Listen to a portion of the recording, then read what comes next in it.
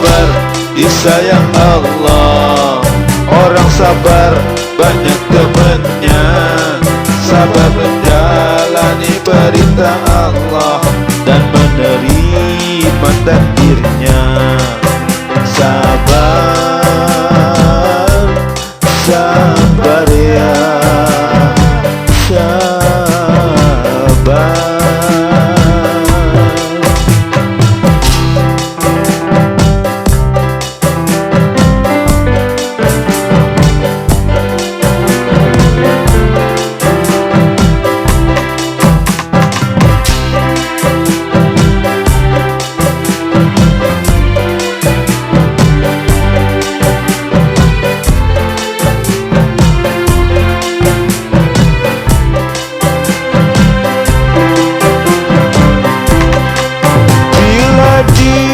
Dikhianati tentu hati kecewa.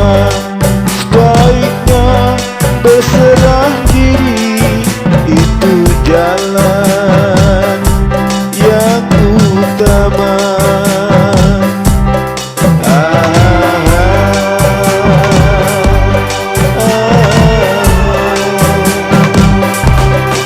Walau tak harus sudah, antaran juga sudah. Tapi kalau tak jodoh, tentu akan berpisah juga. Sabar, sabar ya, yakin